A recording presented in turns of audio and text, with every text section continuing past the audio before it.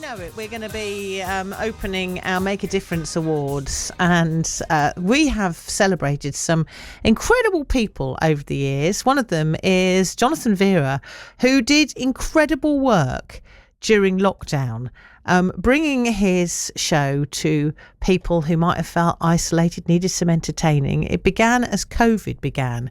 And let's hear Jonathan and his story now on the programme. Jonathan, thank you so much for joining us. Really lovely to have you on the show today. And it seems like a long time ago, doesn't Lovely it? To be here, Sarah. Thank you for having us on. Yes, and it does seem like a zillion years ago, doesn't it? You mentioned COVID to people and they say, COVID, when was that then? Not quite, but there is this, we forget quite easily how it was then. We forget how isolated people were and how frightened people were.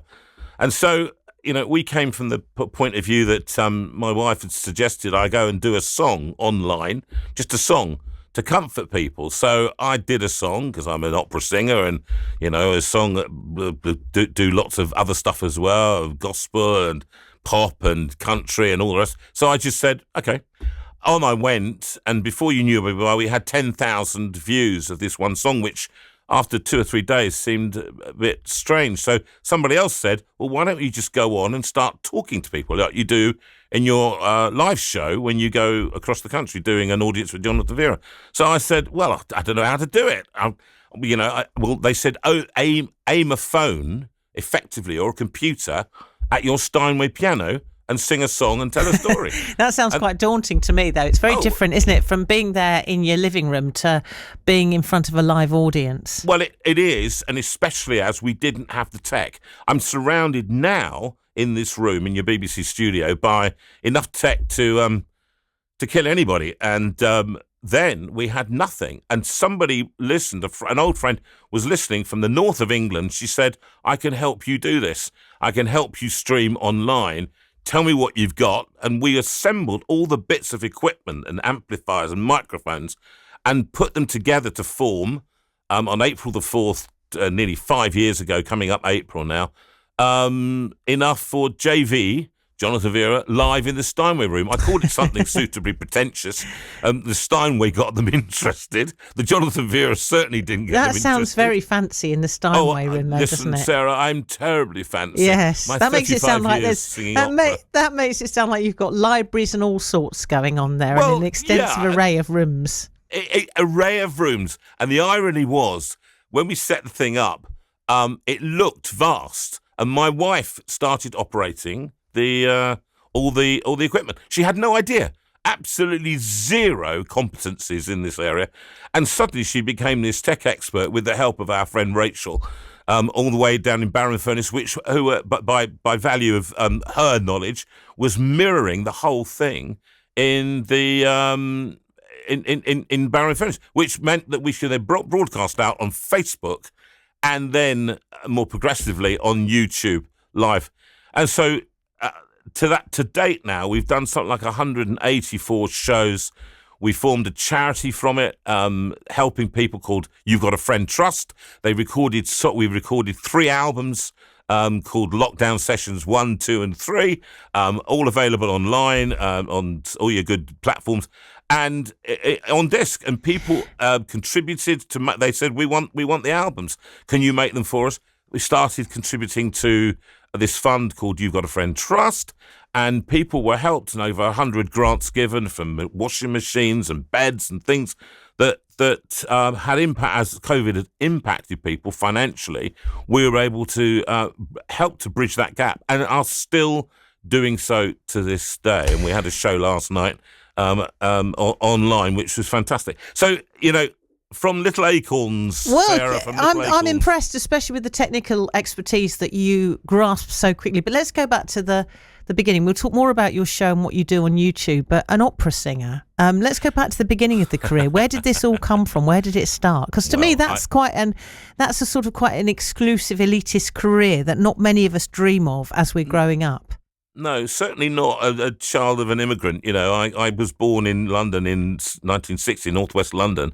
And the last thing that my parents would have expected as they were coming over from the Caribbean in 1954 I can't imagine was that I'd end up in the office of the Prime Minister, talking to the Prime Minister, David Cameron, a number of times, because of what I did, which was to sing opera. And opera opened doors for me. Well, how did I get into it? My music teacher discovered I had a voice, and I went to university to study, and this particular singing teacher went home and told her husband when I went in, and she said, well, sing this scale. And I stood there in my Levi 501s, as you used to, and I had hair then, and I thought I had no idea what she was talking about. And because I wanted to be Billy Joel, Elton John. I've done, I loved all of that stuff. So opera wasn't on your list of your to-do list? Absolutely not. It was not cool. It was not part of what I would, and I used to play clubs and folk clubs and all that kind of stuff at that time, sitting down at the piano and playing, sing us a song, you're the piano man, sing us a song tonight. We're all in the mood for a melody and you've got us feeling, all right. And so in honour of that, I start all my Steinway shows with that song. So that's what I was going to do. And she said, sing this scale. And I went, la, la, la, la, la, la, la, did an impression of what I thought an opera singer would sound like. And she said, do that again. So I did it, la, la, la, la, la, la, la, la, la, la, la, la, la, la, la, all the way up and all the way down. And she went home and told her husband back in 1979, she said, I've got my international singer. Oh, my goodness. She said, I've got it. There's an expectation on your shoulders, an international singer. She didn't tell me that. And in fact, for the whole time of her living, Sarah, she never complimented me once. Oh, well, never how did you once. get your first part, though, as an opera singer, performing in an opera? Yeah, well, I started performing, I went to Trinity College of Music after I'd done London University, so I did an academic degree and then went on to do postgraduate course. And I won a big competition, then a Capital Radio competition. I hate to mention the station, but Capital Radio, and then another big competition, won thousands of pounds in a week, and it put me to the front of the news broadcasting element of people. And I went, and it was Dickie Attenborough who presented it to me, and people they were aware of my presence, and they listened to the voice, and it was quite a sweet, nice baritone voice, quite young in those days. But I then went on to sing in Old Man River, that old man river, and people went, I'm enjoying this bursting into song, by the way. It's not just something you do as part of life, because, obviously the singer is the core of who you are. So do you often find yourself bursting into song? My wife says it's very embarrassing. You're going around Sainsbury's and I suddenly just start singing, God on high, hear my I'd love prayer. that. I'd love that. If I was in amongst the frozen foods and you start singing from Les Mis, I would be over them, because that's one of my absolute favourites. I do sometimes have an audience. People do come round, and it's when I'm learning something and I'm going round, I've got to do a show somewhere, and I've got to say, right, okay, and I'll just hum it to myself or start singing a line that I need to perfect, going higher or whatever. And I'll just do it what I think is quietly. And Sue says, you're quiet is not quiet. That's my wife who says that. So you can't be quiet when you're singing opera, can you? Or some of these big songs, they're designed. The big songs. You can't whisper these, no. No. Well, you can be tender with them. So when I recorded Les Mis and the Stars and Bring Him Home and all that kind of stuff, I was much more tender. And but I went around the world singing a lot of comic opera. Did, I don't know, about 30, 40 BBC songs of praises, and I became that kind of face of singing How Great Thou Art and various other things, going around the world actually doing that, and became quite well known for that time, as well known within the opera field as one does. You become, Pavarotti was the ultimate kind of well-known-ish, but in the world of opera, only a very few people go to the opera house to see operas, very few people, which is a shame, actually, because I hate the fact that it is considered so elitist when it's not. Mozart was not elitist. The Magic Flute was written for what was called the People's Theatre, and it was like musical theatre. It was like Les Mis or any of the others. I think because I didn't grow up listening to classical music, but now I love it, and I play it when I'm in my. Why? I just Why love it. Why do you do that? I just think it's. I don't know how I got into it, but I did. I think it was. I was going through quite a difficult year last year, and I had, and it kind of soothed me in a way that other music didn't. And now I love it. And my kids, when they get in the car and it's on, go, "Oh no, turn this off." This is like being in a horror film. They say this music, but I love it. There's something so. And but did your dreams of being an international pop star ever go away? You know, once you've got a big opera star, do you still kind of think, oh, I'd like to maybe be in those jeans and appealing to a different audience? Yes, I was watching. Now the name has left me, but Chris Martin the other day do a show, and I love watching those guys. They are absolutely brilliant doing a live show. Watching Billy do his live show, and in Earl's Court and in Wembley, I did dream of that. I have to be honest.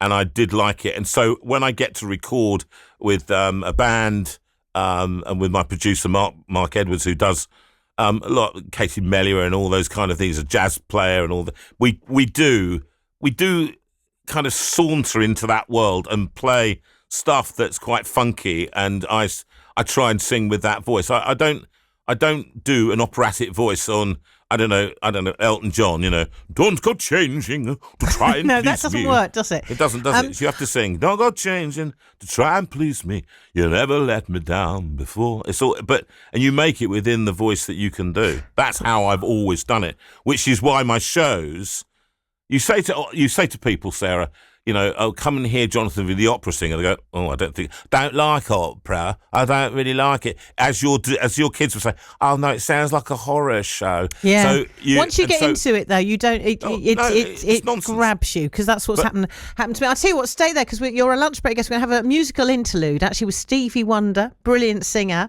and we are going to hear more about what happened when the whole world shut down. And of course, for a lot of entertainers, it was absolutely devastating to the entertainment world. But we'll talk about your huge show you developed and what was going on in your life at that time as well. My lunch break guest today, Jonathan Veira, and you never know when he's going to burst. I bet you can do some Stevie Wonder, can't you, Jonathan? I love that album, Talking Book, and it's in my life, at least I found someone who knows that it's one of the best love songs ever written. And for once in my life, I have someone who needs me so long. This was the soundtrack to my life. That man, he was absolutely brilliant. Well, Still is not bad. That's good. We chose Stevie Wonder then. So let's go back. So you start this big show on YouTube. You never thought of yourself as a YouTuber. No, but then you definitely not. But you say in your email to me, you said you started literally as COVID began and your kidney failure began. So tell us what was going on with your health at this point. The kidney had started failing about a year before, but when things like this happened, and when illness happens, as maybe you know, with your own life or with people close to you, it doesn't seem real. And because I always used to just plough on. I worked for years. I travelled around the world singing. If I felt a little bit under the weather, I just doubled down and did more, worked harder, until it was what we call diminishing returns. It wasn't giving me anything back. The more I worked, the worse it got. And until I went and I checked out that my kidney EGFR, which is the rate that your kidney is efficiency effectively, was starting to drop quite considerably. And it greatly concerned my doctor, a consultant, who said the trajectory was not looking good. And by then I was thinking, well, what do I do? And my wife, as COVID hit, she thought, oh no, I'm going to have a man who is going to become slowly depressed over the fact that his life is collapsing in. He can't go out and do things. All the shows that we had booked, about 35 shows from Living, had all been cancelled. Just almost instantly just came, right, we're not doing them. And so that was our living gone. And we didn't know what to do, actually, as far as that was concerned. And so this idea came as much to keep me occupied, Sarah, and to keep me out of her hair. Because if I had something to work on, and projects, because that's how I've always worked. I was a freelancer. I worked project to project, opera to opera, recording to recording, television to television. It was all of that. That's how it worked. And then suddenly we had zero. People went to zero. And then I might just say that, particularly for the artist, it was absolutely the worst time, because we not only did we have nothing to do, but we had no income either. But you're dealing with health issues as well. So one minute you're bursting into song in the frozen foods aisle, embarrassing your wife, and the next you're dealing with this as well, and during a time when we're in pandemic, and you must have felt very vulnerable. Well, very vulnerable, and they started shutting you down. If you remember, those people who were vulnerable, we got letters saying you can't go out, you can't do this, you can't do that. And I thought, well, I was not going to be held to ransom over that. And I just said, I will do what I can do, and I won't be told to be, because I've got a problem, I'm not going to stop doing stuff.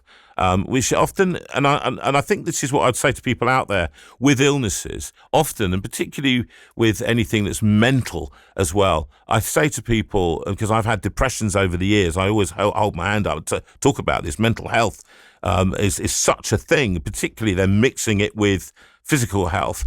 And when your body starts letting you down, and you start carrying a carrier bag around with you just in case things drop off in the day, and you start doing an inventory on your body just to make sure that everything's there as you get up in the morning, you just say, do you know what? The way to counteract this is to help others, to do something for other people. And it's an instinct of mine, definitely.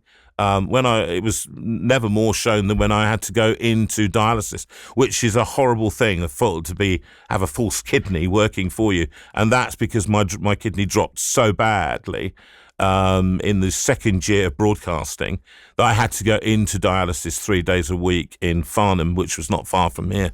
And it was there I said, I'm just going to keep my head down. I was low, and I didn't know what was going to happen. And do you know what? I aimed myself at helping others, particularly the older members in the group, who I could then take home at the end instead of waiting for hospital transport, which was variously awful to horrendous sometimes, waiting, and older people. So I just looked after people, and I found that I had definition in that. And what the show did was it collected together. First of all, 1,000, then 10,000, then 27,000, then about 37,000 people around the world, Sarah, who were listening, who were tuning in. So you created this huge community. But what's your health like now? I mean, you sound very bright, very positive. Have things got better for you? Well, my wife, 4.5 years ago, gave me one of her kidneys. In June 2021, she gave me one of her kidneys. And in an act of extraordinary sacrifice, she did that for me, which as a person of faith it knocked me backwards, because I didn't expect that.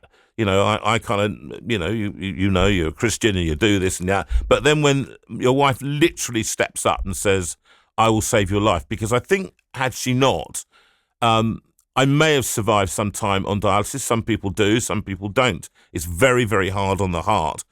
And she gave me this kidney, and within 3 months, I was out on the road again, doing the show, audience with Jonathan Veira, one we're doing now, which is called Jonathan Veira Not Dead Yet. And So I mean, what an astonishing wife you have. She grappled with technology. She made this. Oh, incredible woman. I mean, an incredible woman, and she just gave without even thinking. She said that it was logical. That's what we do. And she enabled me. She's always enabled me to do what I do best, which is to entertain people, to talk, to chat, to just talk nonsense for an hour and a half, maybe sometimes. Just entertain people, see where they are, find what's interesting to them. It's what you do, Sarah. Is you finding people, entertaining people who are listening to you, and you have a following of people that say, I love Sarah. I love what she does. That's essentially what we decided to do, and it was a kind of redeeming thing for me in so many ways, and it helped me to see myself in context of a bigger wide world and so many people who were doing a whole lot worse than I was. Well, People with cancers and it was so incredible what you did that you won one of our awards, and these are very, very, very competitive awards. They are indeed, celebrating some incredible people. How did it feel when you realised that you were going to be the recipient of one? Well, we got a phone call, and I wasn't told. I didn't know, and genuinely, and I can say this to people. I don't want to sound like Donald Trump here, but you can genuinely believe me on this. We didn't do it for the reward. We didn't do it, well, we couldn't, there was no money in it as such. And we just kept doing what we did, broadcasting as much as we could, improving the technology and doing everything so that the show was a proper show. That people could tune in to 2 hours a week, and then we're offering other things during the week, and then help, as I said, through the charity that people can still write to me and find out about. And all of those things were happening. What did it feel like? It felt like an unbelievable phone call when they said, "You've been recognised," and the work that you and Sue and Rachel and in fact, the whole community of people online, because what I tried to model, Sarah, was what it should be like, what other people can do to help other people, even during times of adversity and in times of, in fact, particularly during times of adversity and need, and when things are really tough. That's when that's when it really starts to engage people. And that's when I think sometimes when we are, as human beings, history has proven that, hasn't it? We are at our best when things are toughest. And I think there's absolutely no doubt about that in my mind. Well, you've gone from strength to strength since then. Where can we find you and see your YouTube channel? You can see all of my stuff on the JV channel on YouTube. Jonathan Veira channel is just big JV. You can see all the shows that I've done. We've got so much material on there. So go to my YouTube channel, particularly, and just ring the bell, subscribe, and you'll get information coming up. You can see me in live shows in February at Staines Prep, the lovely theatre there. I'm doing a show there, which is my Not Dead Yet, Jonathan Veira Not Dead Yet. It's a show of entertainment, Billy Joel, bit of opera, bit of musical theatre, lots of stories, fun story. It's a great evening. Oh, it sounds wonderful, and we've just loved.